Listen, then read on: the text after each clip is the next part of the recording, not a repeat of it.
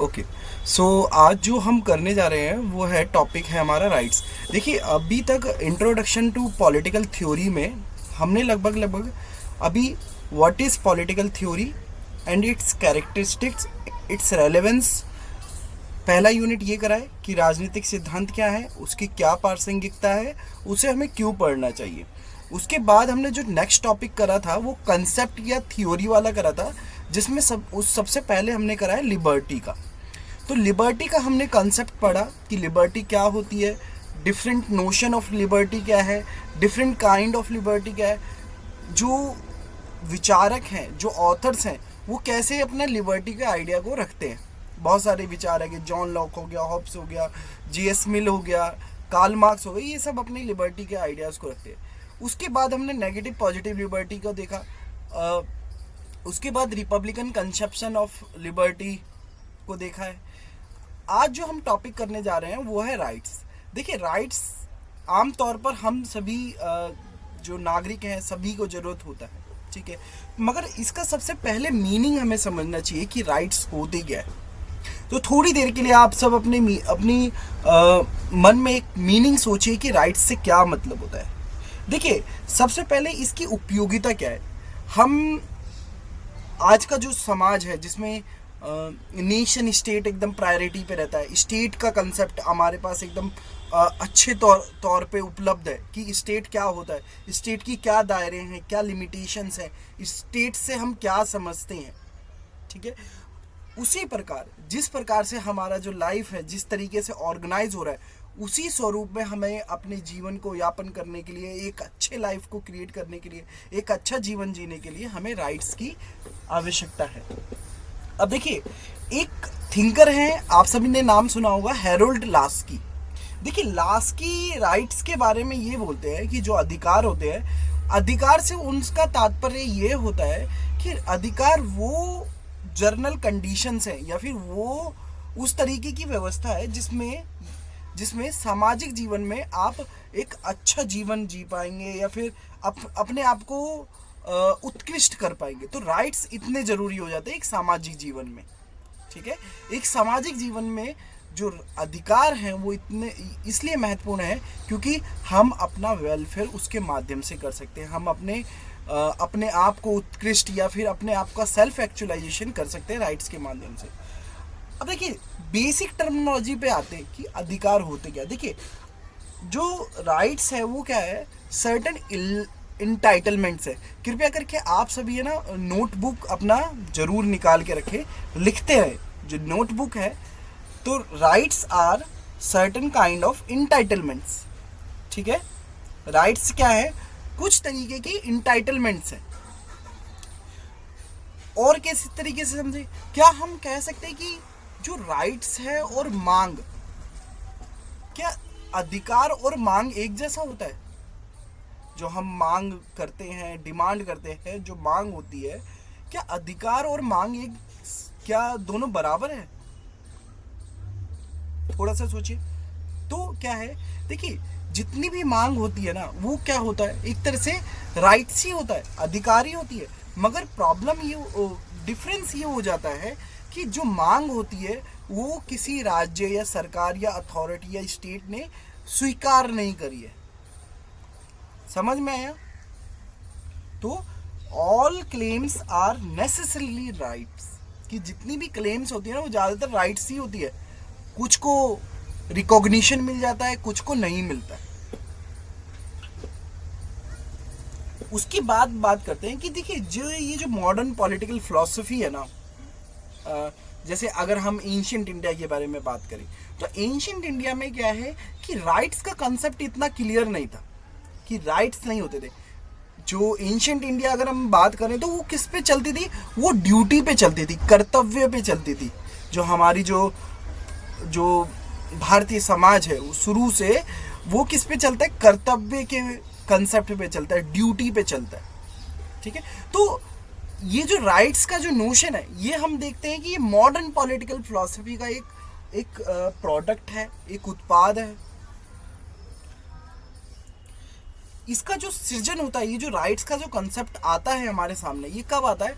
ये आता है हमारे जब नेशन स्टेट जब बनने लगे, जो राज्य की संकल्पना प्रस्तुत होने लगी, राज्य के पास गवर्नमेंट होगी, टेरिटरी होगा, गौ सॉवरेनिटी होगी, उसके लोग होंगे, ये चार कंसेप्ट को मिलकर स्टेट बनने लगे। तब जाके ये जो राइट्स का कंसेप्ट है ये आने लगा, सामने आया। तो हम कह सकते हैं जो क्लेम और राइट्स में जो डिफरेंस है वो है रिकॉग्निशन का। अगर किसी क्लेम को या फिर किसी मांग को अगर कोई रिकॉग्निशन मिल जाता है तो वो राइट्स बदल जाता है। या फिर और राइट्स मदद क्या करते हैं हमारी, आप थोड़ा सा देखिए कि राइट्स हमारे सामाजिक जीवन में किस तरीके से मदद करते हैं। जैसे फॉर एग्जांपल मैं कहीं से आ रहा हूँ, मुझे कोई पकड़ ले, पुलिस वाला पकड़ ले, तो हमारे पास राइट्स है कि हम उससे पूछ सकते हैं कि क्या किस वजह से हमें रोका गया है, किस वजह से हमारी गाड़ी को रोका गया है। तो राइट्स क्या करते हैं, एक तरह से जो आर्बिट्री पावर है, जो सरकार की मनमानी पावर है या फिर मनचाही पावर है या अथॉरिटेरियन अधिनायक शक्ति है, तो उसको रोकती है, यानी सरकार को सीमित करती है, सरकार के मनमाने ढंग को वो सीमित करती है। इसलिए राइट का महत्व हो जाता है। और दूसरा ये है कि ये एक एसेंशियल है किसके, ह्यूमन ग्रोथ के लिए। जो मानव जो है उसकी समृद्धि के लिए, उसकी ग्रोथ के लिए ये बहुत ही महत्वपूर्ण कंसेप्ट है। और हम देखते हैं कि जो राइट्स का जो कंसेप्ट है वो एकदम से नहीं आया। आप देखेंगे कि राइट्स का जो कंसेप्ट है वो बहुत धीरे धीरे आया है। जैसे मैंने एक बार एग्जांपल दिया था क्लास में ही कि मैंने बोला था कि जैसे ये जो राइट टू वोट है, जो राइट टू वोट है, ये भी हम देखते हैं कि एकदम से सभी लोगों को नहीं मिल गया। सबसे पहले अगर हम इंग्लैंड में देखें तो पहले राजा के पास होता था, फिर राजा से शक्ति छीनी गई किसके पास, पार्लियामेंट के पास। तो पार्लियामेंटेरियन के पास जो एमपीज होते थे उनके पास राइट्स पहुंचा, फिर उनसे जो वोटिंग राइट्स था उनसे लिया गया, तो फिर वो लोगों के पास पहुंचा। लोगों के पास पहुंचने के बाद भी वो किसके पास पहुंचा, जिनके पास प्रॉपर्टी थी। फिर जिनके पास प्रॉपर्टी नहीं थी, वो जो सिटीजन थे, उनके पास राइट्स पहुंचे, वोटिंग राइट्स। फिर उनके पास से पहुंचने के बाद विमेन के पास, महिलाओं के पास पहुंचे गए। तो आप देख रहे हैं कि जो राइट्स का जो कंसेप्ट है वो धीरे धीरे इवॉल्व होता है, वो एकदम से गिवन नहीं है। ठीक है, आज जैसे हम थोड़ा सा वर्तमान में देखें तो आज भी राइट्स के लिए डिमांड हो रही है। थोड़ा सा सोचिए कौन कौन से राइट्स के लिए डिमांड हो रहा है। जैसे फॉर एग्जांपल LGBTQ राइट्स, ठीक है, जो सेम सेक्स मैरिज का जो राइट्स है, इन सबको ये भी राइट्स की डिमांड ही कर रहे हैं कि एटलीस्ट हमारे को जो स्टेट है वो रिकॉग्नाइज करे हमारे राइट्स को। तो राइट्स का जो कंसेप्ट है वो कीप इवॉल्विंग है, वो हमेशा निरंतर क्या करता है, इवॉल्व होता है। तो और अगर हम देखें तो बहुत सारे तरीके के हमारे पास राइट्स हैं, जैसे जिसमें से फॉर एग्जांपल सिविल राइट्स होते हैं, पॉलिटिकल राइट्स होते हैं, सोशो इकोनॉमिक राइट्स होते हैं, इन्वायरमेंटल राइट्स जो आजकल हम बात कर रहे हैं।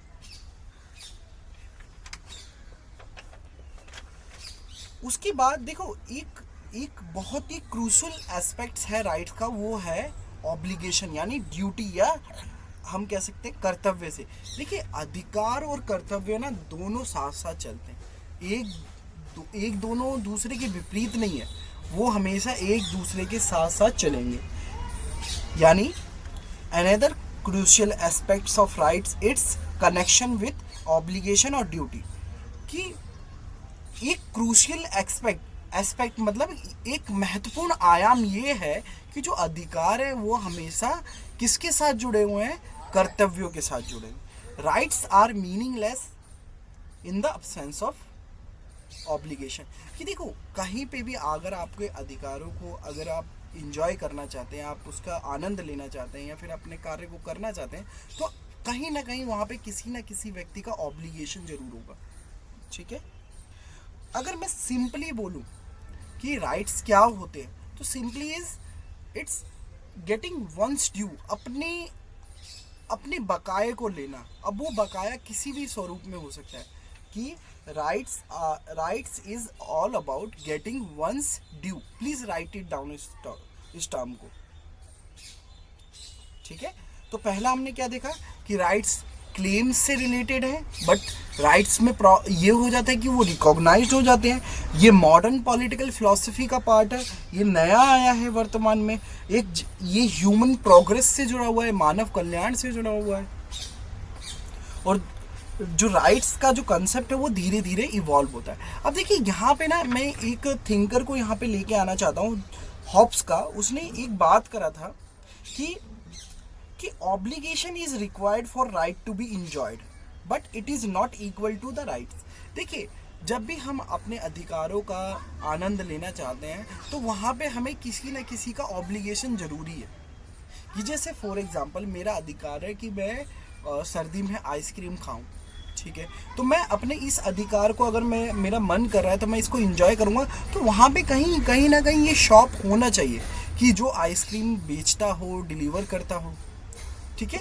तो ये किससे है कि ये रिक्वायर्ड करता है ऑब्लिगेशन का, इसमें रिक्वायरमेंट है। राइट्स में क्या है, ऑब्लिगेशन का रिक्वायरमेंट है।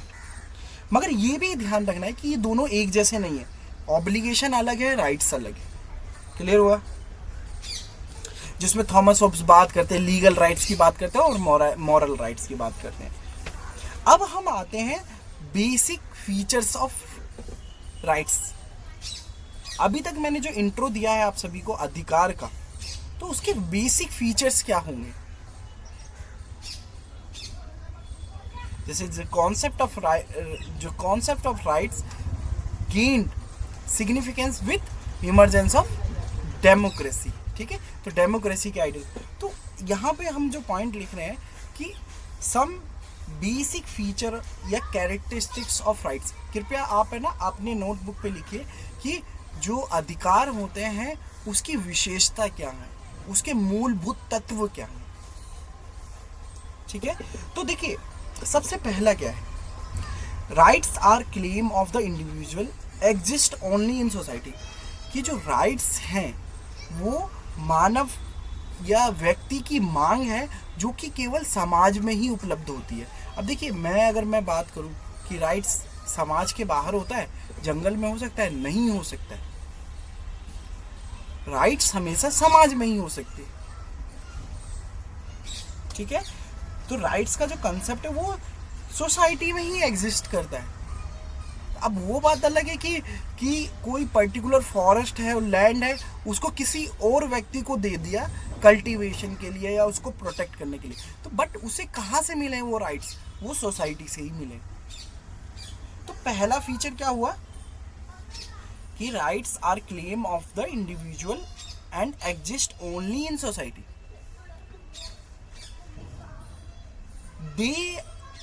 These are the product of social living.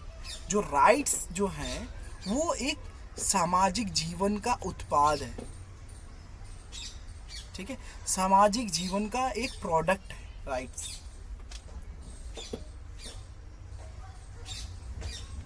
उसके बाद जो सेकंड पॉइंट आता है,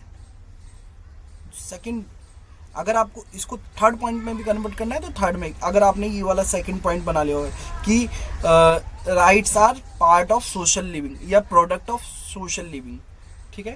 जो थर्ड है, rights recognized by the society as a common claim, ठीक है। राइट्स जो है सोसाइटी के द्वारा रिकॉग्नाइज होती है क्योंकि ये इसके पीछे क्या है, कॉमन क्लेम है कि हर कोई व्यक्ति इसकी मांग कर रहा है, ठीक है।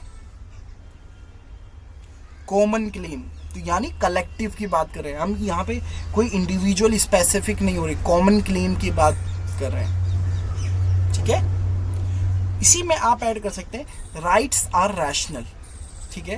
राइट्स आर रैशनल का मतलब ये है कि जितने भी राइट्स होते हैं वो तार्किक होते हैं क्योंकि उसमें समाज अपनी स्वीकृति देता है। और आगे कह सकते हैं rights are rational and reasonable moral claims of the individual. कि राइट्स क्या होते हैं, रैशनल होते हैं, moral claims of the individual होते हैं, जिसकी व्यक्ति मांग करता है, जो नैतिक मांगों की मांग करता है। कहाँ से? राज्य से, समाज से। हम राइट्स किससे मांगते हैं? या तो समाज से मांगेंगे या तो राज्य से मांगेंगे। उसके बाद जो है, जो चौथा है, rights equally available to every member of the society. ठीक है, देखिए जितने भी राइट्स है ना वो सभी व्यक्ति को बराबर मिलेंगे, किसी को भी अलग नहीं मिलेंगे। ठीक है, सभी के अधिकार सारे बराबर हैं। ठीक है, अगर कोई डिफरेंशिएशन होता है या फिर कोई अनइक्वल होता है तो उसको जस्टिफाइड करा जाता है कि हाँ हम ये इनइक्वल बेसिस पे कर रहे हैं तो हम इसको जस्टिफाई भी करेंगे। क्लियर हुआ? यानी फॉर एग्जांपल अगर हम देखें तो जैसे मान लेते हैं जो रिजर्वेशन पॉलिसी है, ठीक है, तो रिजर्वेशन किस बेसिस पे दिया जा रहा है? इसके बहुत सारे बेसिस है। सबसे पहला है कि सोशल बेसिस पे, कि कुछ जो कास्ट है या फिर जो कम्युनिटी है वो मार्जिनलाइज रह गई। ठीक है, या फिर उनका जो उनके पास पैसा होने के बाद भी स्टेटस नहीं मिलता सोसाइटी में, रिकॉग्निशन नहीं मिलता। ठीक है, वो सोशल बैकवर्डनेस के लिए मिल रहा है। कहीं पे हम देख रहे हैं जो ओबीसी में क्रीमी लेयर है तो उसमें हम देख रहे हैं कि वहाँ पे एजुकेशनल बेसिस पे मिल रहा है। ठीक है, एजुकेशनल बेसिस पे मिल रहा है कि हाँ ये क्लासेस जो हैं इनके पास लैंड है, सब चीज़ है, बट एजुकेशन नहीं है, तो बैकवर्डनेस के एजुकेशनली बैकवर्डनेस के लिए मिल रहा है। ईडब्ल्यूएस का किस लिए मिल रहा है कि हाँ ये इकोनॉमिकली बैकवर्ड रह गए। समझ में आया? तो बेसिस अलग अलग होता है। तो जब भी हम वैसे राइट्स जो हैं वो हमेशा इक्वल रहेंगे समाज में, मगर जब भी हम अनइक्वल करेंगे तो हमें जस्टिफाइड करना पड़ेगा कि किस वजह से हमने अनइक्वल करा है। ठीक है, 5वां पॉइंट, राइट्स कीप्स चेंजिंग। देखिए जो अधिकार हैं वो निरंतर गतिशील रहते हैं और परिवर्तनशील रहते हैं, कि राइट्स जो हैं हमेशा बदलते हैं, चेंज होते रहते हैं, निरंतर हमेशा गतिशील रहते हैं। क्लियर हुआ? उसके बाद है कि राइट्स आर नॉट एब्सोल्यूट, कि जो राइट्स होते हैं वो एब्सोल्यूट नहीं होते। यहाँ पे इसका मीनिंग ये है कि जैसे कोई राइट आपको दे दिया गया तो वो एब्सोल्यूट नहीं है कि वो हमेशा, जैसे फॉर एग्जांपल इमरजेंसी लग जाती है तो इमरजेंसी में हम देखते हैं कि बहुत सारे जो हमारे अधिकार हैं वो छीन लिए जाते हैं। तो राइट्स जो है वो एब्सोल्यूट नहीं होते। ठीक है, उसमें कहीं ना कहीं रीजनेबल रिस्ट्रिक्शंस होते हैं। जो राइट्स होते हैं उसमें क्या होता है, रीजनेबल रिस्ट्रिक्शंस होते हैं। यानी हम सरकार चाहे तो आपके ये सर्टन राइट्स को ले सकती है या फिर थोड़ी देर के लिए बाधित कर सकती है। और जो छठा या 7वां जो पॉइंट है वो है राइट्स इनसेपरेबली कनेक्टेड विथ ऑब्लिगेशन या ड्यूटी। लिख सकते हैं कि राइट्स हमेशा निरंतर वो जुड़े हुए हैं किससे, कर्तव्यों से। जो अंतिम पॉइंट अगर आप लिखना चाहें तो ये लिख सकते हैं, राइट्स नीड इन्फोर्समेंट। देखिए कोई अगर आपको राइट्स मिल गया तो उसको इन्फोर्स करने के लिए कोई ना कोई एजेंसी भी होनी चाहिए, यानी लागू करने के लिए। क्लियर हुआ? उसको लागू करने के लिए कोई ना कोई एजेंसी होनी चाहिए। अब जो नेक्स्ट पॉइंट है इसको लिख सकते हैं कि origin and justification of rights. ठीक है, origin and justification of rights. अगर मैं जो स्लाइड में मैंने जो शो कर रखा है कि origin and development of rights में, बट इसमें मैंने फिगर आउट कर रखा है कि जो राइट्स का कंसेप्ट है कैसे निकल के आ रहा है। जैसे मैग्ना कार्टा से निकल के आ रहा है, राइट टू पिटीशन आया, फिर बिल ऑफ राइट्स आए, फिर अमेरिकन डिक्लेरेशन ऑफ इंडिपेंडेंस आया, अमेरिकन बिल ऑफ राइट्स आए। तो ये तो ग्रेजुअल प्रोसेस है कि इस तरीके से डेवलपमेंट हो रहा है, बट उसके पीछे क्या है, एक फिलॉसफी है या फिर एक बेसिक थिंग है, वो हमें समझना है। देखिए जो origin and justification of rights है उसको हम किस बेसिस पे कर सकते हैं। देखिए in the 17th and 18th century it was argued that individual carry certain rights which are inalienable। ठीक है, कि 17वीं और 18वीं शताब्दी में इस बात पे डिस्कशन होने लगा कि जो व्यक्ति है ना वो कुछ अधिकारों के साथ ना पैदा होता है जिससे हम ना उसे छीन नहीं सकते। जैसे इंसान पैदा होता है तो सांस लेने का जो उसे प्रकृति ने दिया हुआ है, उसे हमने नहीं दिया हुआ है, उसे किसने दिया है? प्रकृति ने दिया वो। तो वो इनएलिएनेबल है, मतलब यानी उसे छीना नहीं जा सकता। ठीक है, कहाँ से मिलता है? नेचुरल लॉज से मिलता है। तो ये 17वीं और 18वीं शताब्दी में ये डिस्कशन था। ठीक है, तो ये बेसिस बना किसका? राइट्स का, कि हम जो व्यक्ति है कुछ ना कुछ उसे अधिकार हैं जो उसे प्रकृति ने दिए हैं, इनएलिएनेबल है, ड्राइव फ्रॉम नेचुरल लॉज। ठीक है, इसलिए उसके कुछ अधिकार है। मगर ये तो है हमारा 17वीं और 18वीं शताब्दी में। ठीक है, और एक पॉइंट और क्या कर सकते हैं इसमें ऐड, कि individual are regarded as born with a set of rights, कि जो व्यक्ति जो पैदा होता है वो तो उस कुछ अधिकारों के साथ पैदा होता है, कुछ अधिकारों के समूह के साथ पैदा होता है। बट अगर हम समकालीन दौर में अगर समझें, समकालीन दौर में अगर हम अधिकार के कंसेप्ट को समझें, तो समकालीन दौर में जो बेसिस है, जो हम प्राकृतिक अधिकार की बात कर रहे थे, वो आज के टाइम पे किससे बदल गया है? वो इस टर्म को लिखिए, in the contemporary times rights are regarded necessary not on the basis of natural laws but on the basis of commonly agreed principle. Basis क्या है? कॉमनली अग्रीड प्रिंसिपल, ये बेसिस है जो कंटेम्परेरी राइट्स है। Clear हुआ?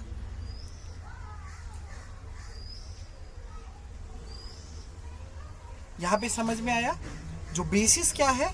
कि देखिए 17वीं और 18वीं शताब्दी में तो बात हो गया कि जो राइट्स का जो डिस्कशन शुरू होने लगा, तो ये बोला गया कि जो व्यक्ति पैदा हो रहा है तो उसके पास कुछ ना कुछ राइट्स हैं, कुछ ना कुछ अधिकार है जो उसे हमने नहीं दिए, समाज ने नहीं दिए, बल्कि उसे प्रकृति से मिले। तो ये था 17वीं 18वीं शताब्दी। मगर इन कॉन्टेम्परेरी टाइम्स ये जो नेचुरल राइट्स है ये किससे बदल जाता है? ये कॉमनली अग्रीड प्रिंसिपल से बदल जाता है। अगर मैं बात करूँ कॉमनली अग्रीड प्रिंसिपल की, तो अगर मैं हिंदी में इसे बोलूँ तो सर्वसहमति का सिद्धांत, सर्वसहमति का सिद्धांत से ये रूपांतरित हो जाता है। जो आज जो हमारा बेसिस है राइट्स का, वो किस बेसिस पे? कॉमनली अग्रीड, कि हम सभी साथ बैठ के कुछ राइट्स को रिकॉग्नाइज करते हैं। तो ये लिख लिया आपने, सर्वसहमति का सिद्धांत।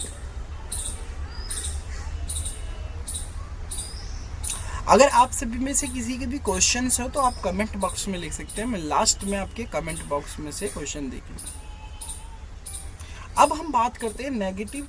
यहाँ पे एक मैं आपसे थोड़ा सा एक प्रश्न करना चाहूँगा। जैसे कि हमने लास्ट क्लास में लिबर्टी हमने टॉपिक करा था। अगर मैं पूछूं लिबर्टी और राइट्स में क्या अंतर है, तो कोई बताएगा? कोई भी कमेंट करना चाहेगा? स्वतंत्रता और अधिकार में क्या अंतर है?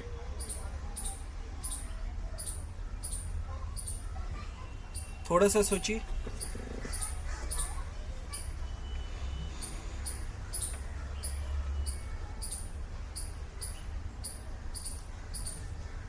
स्वतंत्रता और अधिकार। देखिए, जो लिबर्टी है वो भी एक राइट्स ही है। अगर मैं बड़ा पिरामिड बनाऊं जिसमें राइट्स ऊपर लिखूं और छोटा सा बनाऊं, तो लिबर्टी भी तो एक राइट्स ही है। लिबर्टी किसकी बात करते हैं? कर्टेलमेंट और रिस्ट्रिक्शन, जो बंधन है उसका कमी हो, जो ऑब्स्टेकल्स हैं, रिस्ट्रिक्शंस हैं वो कम हो, हमारे पास ऑप्शंस उपलब्ध हो, नोशन ऑफ चॉइस की बात। और राइट्स क्या बोल रहा है? कि सर्टेन काइंड ऑफ एंटाइटलमेंट्स, कुछ अधिकार क्षेत्र। ठीक है, अब जो नेक्स्ट पॉइंट जो लिखिए, एक सेकेंड,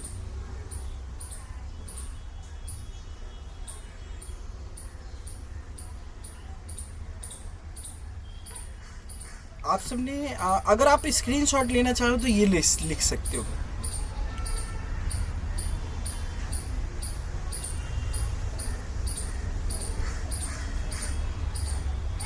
आप सब अगर स्क्रीनशॉट लेना चाहें तो इसका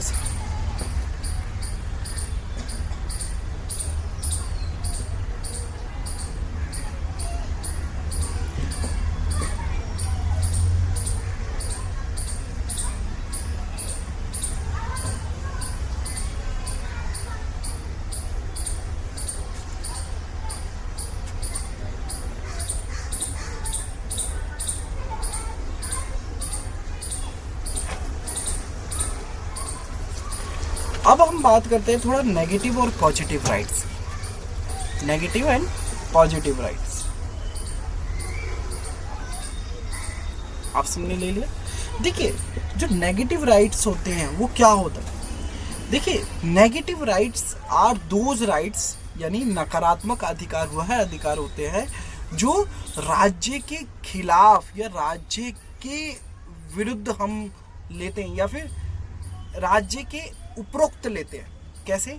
जैसे प्रॉपर्टी राइट्स हो गया, राइट टू प्राइवेसी हो गया, ये सब आपके नेगेटिव राइट्स के एग्जाम्पल हैं कि ये मेरा रूम है, ये मेरा कमरा है और इसके अंदर जो राज्य है वो नहीं आ सकता है बिना मेरे परमिशन के।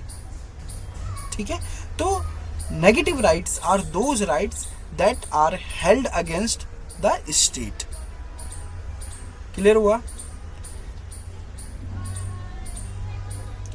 वहीं पे अगर हम पॉजिटिव राइट्स की बात करें तो देखिए नेगेटिव राइट में क्या है कि राज्य को रोकते हैं, राज्य को रोकते हैं एंट्री करने से। ठीक है, पॉजिटिव राइट क्या है कि राज्य को बुलाते हैं कि आप हमारी कैपेबिलिटीज को बिल्ड कर। तो पॉजिटिव राइट्स क्या है? Which give responsibility to the state a play a proactive roles in securing the rights of individual. कि जो सकारात्मक अधिकार ये है वह होते हैं जिसमें हम राज्य को दायित्व देते हैं कि वो आए और हमारे लिए जो सिक्योर है, जो हमारे व्यक्तिगत अधिकार हैं उनको सिक्योर करे, उनको प्रोटेक्ट करे, एक तरह से प्रोएक्टिव रोल करे, उसको हमें इनेबल करे कि हम उन अधिकारों का उपभोग कर सकें। क्लियर हुआ? एक बार दोबारा से कि जो नकारात्मक स्वतंत्रता, वो जो नकारात्मक जो आज़ादी है, वो जो अधिकार है उसमें हम राज्य को सीमित करते हैं कि आप नहीं एंटर कर सकते। हम राज्य के खिलाफ हम अधिकारों की बात करते हैं। वहीं पे अगर हम सकारात्मक अधिकार की बात करें तो हम राज्य को बुलाते हैं कि आप अपना प्रोएक्टिव रोल प्ले करें। जैसे फॉर एग्जांपल कि मुझे एक बाइक का राइड लेना है, ठीक है, तो मैं चाहूँगा कि राज्य मेरे लिए रोड बना दे, तभी तो मैं ट्रैवल कर पाऊँगा इंडिया से कश्मीर से कन्याकुमारी तक। ठीक है, तो स्टेट के प्रोएक्टिव रोल की बात करते हैं पॉजिटिव राइट्स में। अब जो नेक्स्ट पॉइंट बनाइए आप सब, वो लिखिए फॉर्म्स ऑफ राइट्स। ठीक है, फॉर्म्स ऑफ राइट्स, अधिकार के प्रारूप। कौन कौन से प्रारूप हो सकते हैं अधिकार के? पॉइंट बनाइए, अधिकार के प्रारूप या फॉर्म्स ऑफ राइट्स। तो सबसे पहला जो फॉर्म आता है राइट्स का, जो कि इधर नहीं है बट मैं लिखवा देता हूँ, जो सबसे पहला जो फॉर्म आता है राइट्स का वो आता है नेचुरल राइट्स। ठीक है, सबसे पहला जो फॉर्म आता है वो आता है नेचुरल राइट्स। अब देखिए जो प्राकृतिक अधिकार के जो सिद्धांत करता है, इसको कौन इसके बारे में बात कर रहे हैं? जितने भी सोशल कॉन्ट्रैक्ट थ्योरिस्ट हैं। अब देखिए सोशल कॉन्ट्रैक्ट थ्योरिस्ट ये अलग डोमेन हो जाता है, एक अलग ही टॉपिक है। ठीक है, मगर यहाँ पे ये बात करा गया है कि जो राज्य का जो निर्माण है ये लोगों ने मिलकर बात करा, एक सामाजिक समझौते के माध्यम से ये राज्य का निर्माण हुआ है। ठीक है, तो सोशल कॉन्ट्रैक्ट थ्योरिस्ट कौन कौन है? एक तो हो गया आपका Hobbes, Locke, Rousseau. Hobbes, Locke, Rousseau, Thomas Hobbes, John Locke और जीन जैक रूसो। ठीक है, अब ये बात करते हैं नेचुरल राइट्स की। ये बात करते हैं कि जैसे सोशल कॉन्ट्रैक्ट में आने से पहले लोगों के पास कुछ अधिकार होते थे, उसे हम प्राकृतिक अधिकार की श्रेणी में रख सकते हैं। ठीक है, तो जैसे अगर हम बात करें कि लिबर्टी में भी हमने पढ़ा था जॉन लॉक के कंसेप्शन, लिबर्टी के कंसेप्शन, तो उसमें वो बात करते हैं कि 3 अधिकार पहले से मौजूद थे, लाइफ, लिबर्टी, प्रॉपर्टी। ठीक है, उन्हीं को प्रोटेक्ट करने के लिए हमने राज्य का निर्माण करा। तो नेचुरल राइट्स क्या हुए कि ये बात करते हैं कि नहीं, कुछ पहले का ना कुछ ए हिस्टोरिकल कंडीशन है जहाँ पे हमारे पास राइट्स उपलब्ध थे। क्लियर हुआ? उसके बाद आता है मोरल राइट्स। उसके बाद क्या आता है? Moral rights. Forms of rights में सबसे पहला क्या आता है? नेचुरल राइट्स, जो ये बात करते हैं कि कुछ अधिकार हैं वो पहले से ही मौजूद हैं इंसान के पास, व्यक्ति के पास।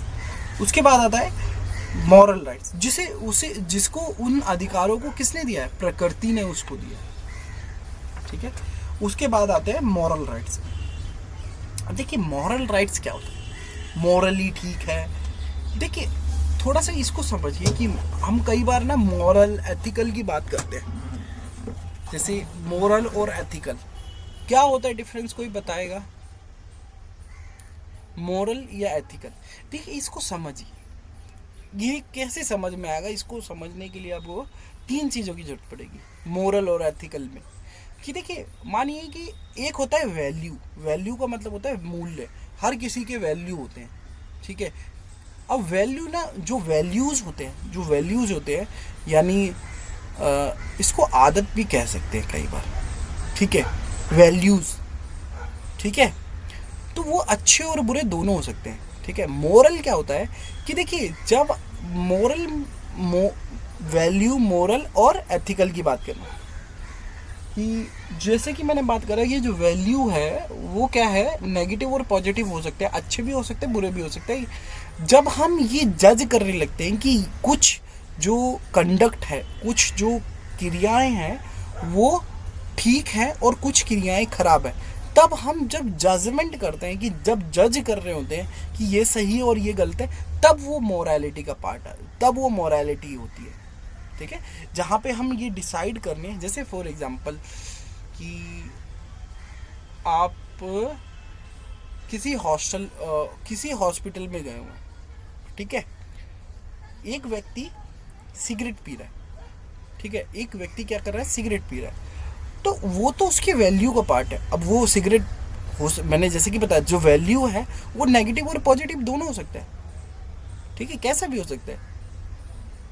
अब आपने देखा कि नहीं, वो व्यक्ति सिगरेट पी रहा है और आपने क्या करा? जज कर लिया कि नहीं, ये जो इस व्यक्ति का जो कंडक्ट है और इस जगह पे जो ये कंडक्ट है ये इसका गलत है।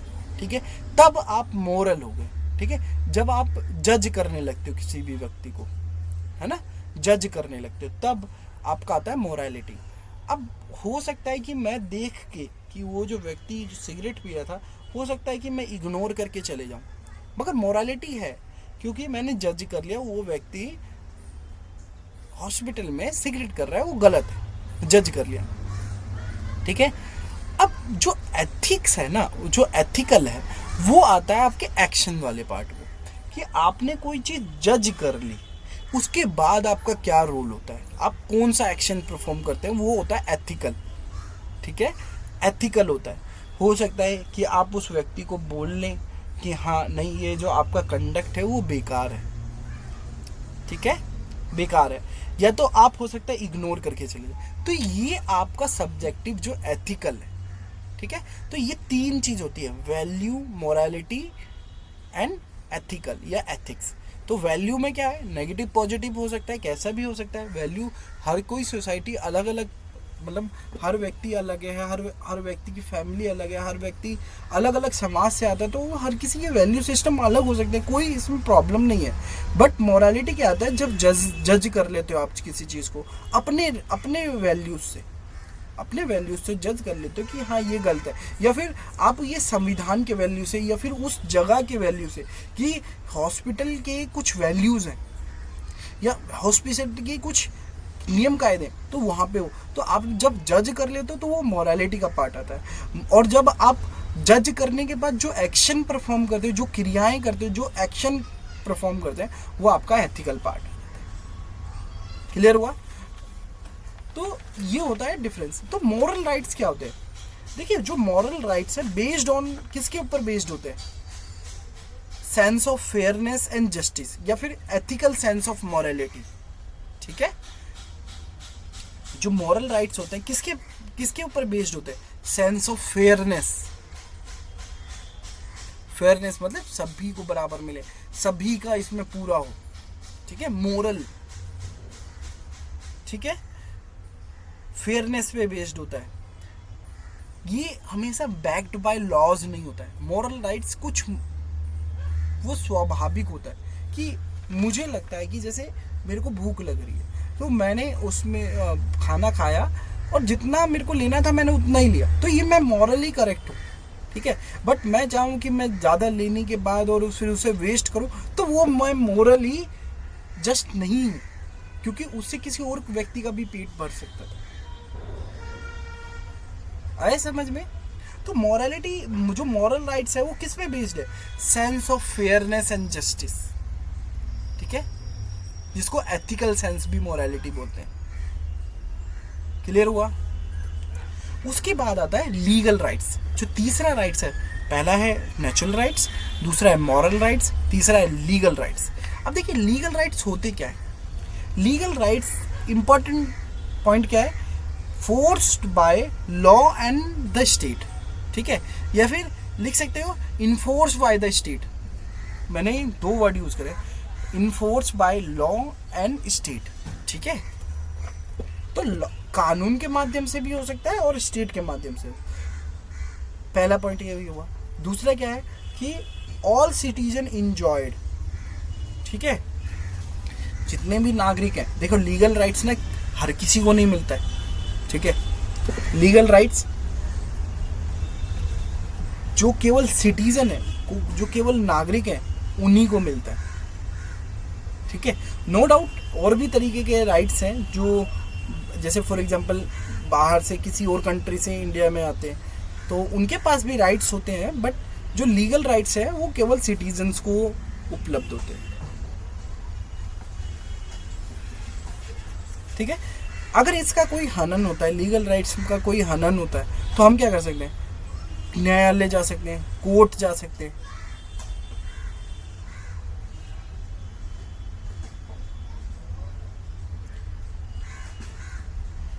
अगर लीगल राइट को, अगर हम इसी को विभाजित करते हैं लीगल राइट्स को, तो हम सिविल राइट्स या पॉलिटिकल राइट्स में भी विभाजित कर सकते हैं, ठीक है। तो अब देखिए जो सिविल राइट्स होते हैं वो क्या हो गया? सिविल राइट्स किसके ऊपर बेस्ड होगा? देखो सिविल का मतलब होता है सभ्य, ठीक है, या सिविक, ठीक है। इसका जो बेसिस होता है ये होता है कि fulfil basic needs of human life in society, ठीक है। मैं क्या बोल रहा हूँ कि इसमें जो व्यक्ति की जो आधारभूत या मौलिक ज़रूरतें हैं वो समाज में पूरी हों, ठीक है। सिविल राइट्स होती हैं, कैसे, कौन कौन सी हो गई? जैसे राइट टू लाइफ, ये एक सिविल राइट है, ठीक है। समाज में पूरा हो ना, कि अगर हम समाज का पार्ट बन रहे हैं तो हमें कुछ सिविल राइट्स मिलेंगे। तो हम नेचुरल राइट्स को त्याग करके अगर हम समाज का पार्ट बन रहे हैं तो हमारे को कोई राइट्स मिलेंगे, तो सिविल राइट्स मिलेंगे। तो जैसे राइट टू लाइफ हो गया, राइट टू प्रॉपर्टी हो गया, राइट टू वर्क हो गया, राइट टू कॉन्ट्रैक्ट हो गया, right to free movement, right to free expression. किसका? अपने थॉट्स, अपने आइडियाज, अपने ओपिनियंस। क्लियर हुआ? और जो सिविल राइट्स है ये किसके द्वारा प्रोटेक्टेड है? सेम जब मैंने बोला कि जो सिविल राइट्स हैं वो किसका? लीगल राइट्स का ही पार्ट है। तो जैसे मैंने बात करा तो इस जो ये किससे प्रोटेक्ट होगा हमारा सिविल राइट्स? स्टेट से या अथॉरिटी से। उसके बाद आते हैं हम पॉलिटिकल राइट्स। पॉलिटिकल राइट्स क्या होते हैं? उसका बेसिस क्या है कि पॉलिटिकली आप पार्टिसिपेट कर पाओ, ठीक है। Opportunity to participate in political process, कि जिसमें आपका, जैसे आपके पास अवसर है कि आप राजनीतिक व्यवस्था या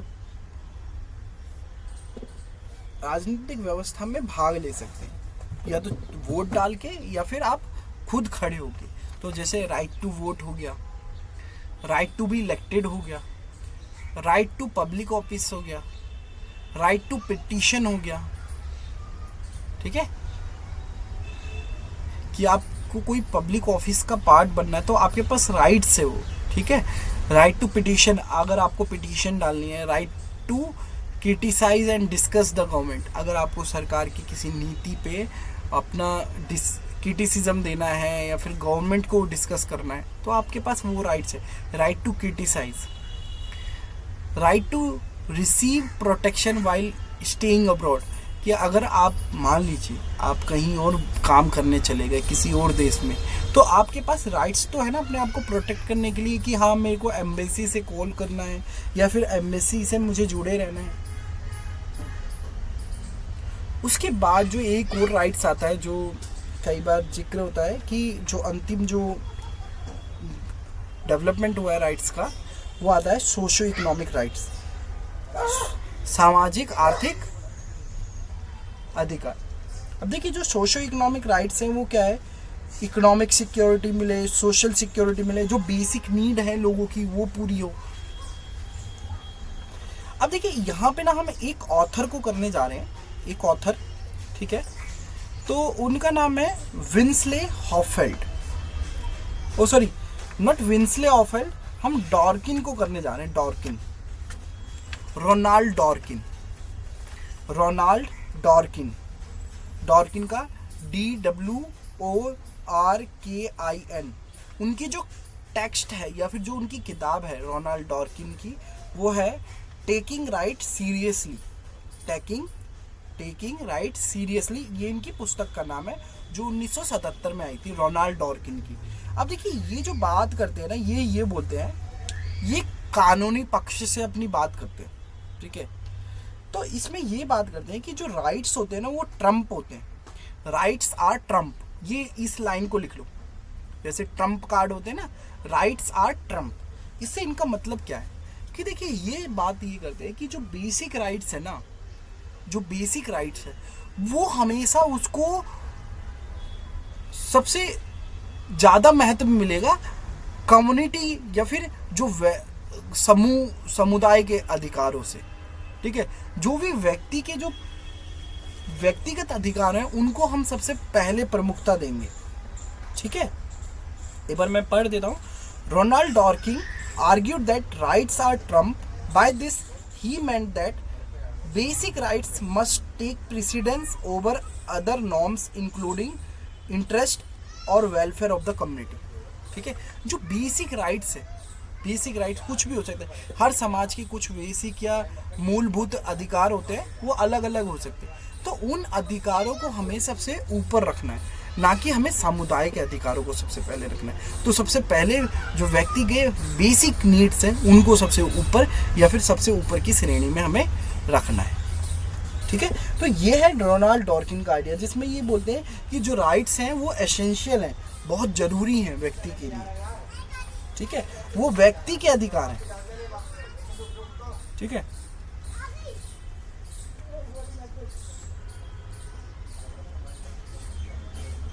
ठीक है, जब भी हम लेजिस्लेशन या फिर कानून का निर्माण करेंगे तो व्यक्तिगत जो बेसिक राइट्स है, जो व्यक्ति के जो बेसिक अधिकार है या फिर जो मूलभूत अधिकार हैं, जो रोनाल्ड डॉर्किन बात करते हैं, वो कहते हैं कि सबसे ऊपर हमें व्यक्तिगत अधिकारों को रखना चाहिए, जो बेसिक है।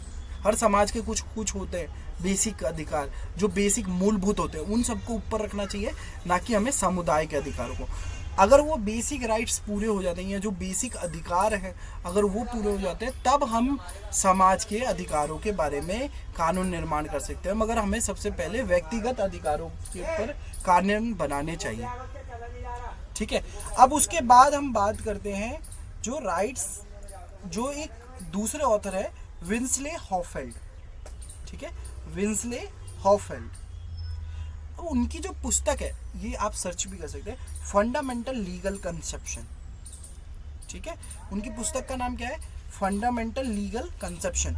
1923 में इनकी ये किताब आई थी, जिसमें ये बात क्या करते हैं, ये ना राइट्स और ऑब्लिगेशन, जो अधिकार और कर्तव्य के ना दोनों को ये समझाते हैं, अधिकार और कर्तव्य दोनों को कैसे समझाते हैं कि rights are understood in relation to its duty, कि अधिकारों को हमेशा कर्तव्यों के साथ समझना चाहिए, ठीक है।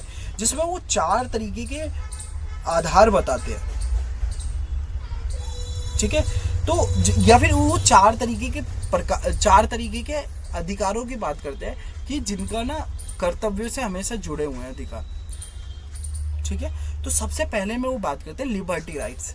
देखिए लिबर्टी राइट्स क्या होती हैं। लिबर्टी राइट्स क्या हो गया, जैसे फॉर एग्जांपल कि आपको कुछ भी करने के लिए आप एकदम फ्री हैं, ठीक है। A person to do something with no obligation, कि मैं कोई भी ऐसा काम करूं जिसपे मुझे कोई ऑब्लिगेशन नहीं है, ठीक है, मेरा कोई कर्तव्य ना हो उस काम को करने में, ठीक है।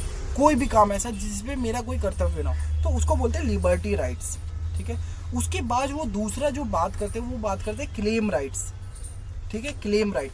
अब देखिए क्लेम राइट्स में क्या है, claim rights based on the other persons correlating duty and obligation, ठीक है, इट मे बी पॉजिटिव और नेगेटिव। देखिए क्लेम राइट्स क्या होता है कि जैसे फॉर एग्जांपल पहला मैंने बताया लिबर्टी राइट्स, जिसमें a person can do anything without obligation, वहाँ पे ऑब्लिगेशन नहीं है, कोई कर्तव्य नहीं है। मगर दूसरे वाले में क्या है, किसी और व्यक्ति का वहाँ पे दायित्व हो जाता है। जैसे फॉर एग्जांपल मुझे अगर आइसक्रीम खाना है तो वहाँ पे किसी और व्यक्ति का खड़ा होना भी उतना ही ज़रूरी है, किसी और व्यक्ति का वहाँ पे अपॉइंट होना ज़रूरी है, तभी मैं अपने क्लेम राइट्स को इंजॉय कर सकता हूँ, ठीक है। कि दूसरे पर्सन की हम वहाँ पे ड्यूटी होनी चाहिए क्लेम राइट्स को इंजॉय करने के लिए, ठीक है। अब जैसे फॉर एग्जांपल इन दोनों में अगर हम डिस्कस करें लिबर्टी राइट्स और क्लेम राइट्स में, जैसे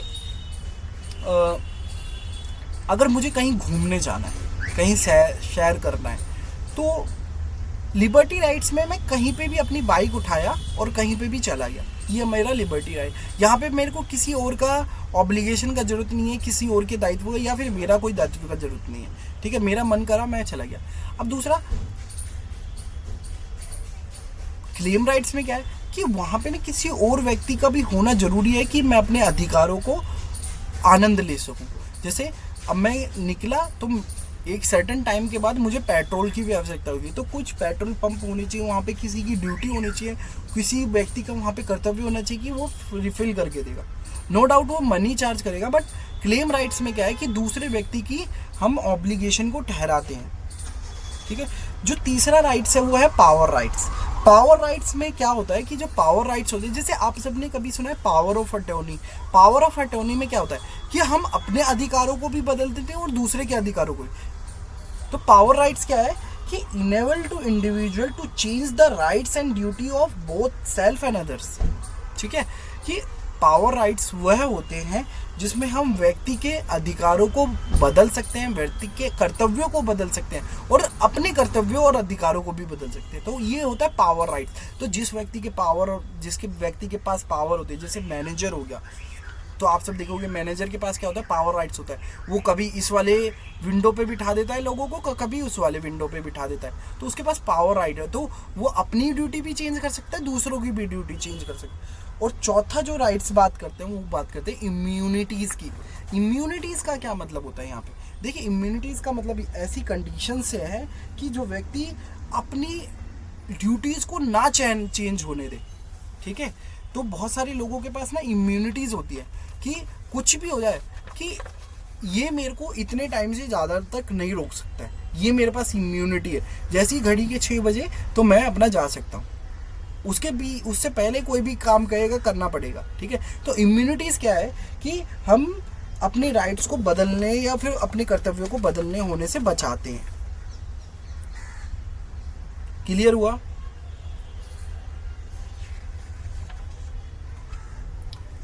यहाँ पे समझ में आया विंस्ले हॉफेल्ड का?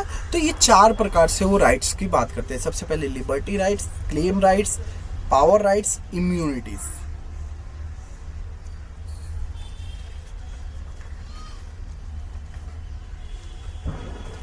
आप में से किसी के कोई क्वेश्चन है तो बताइए।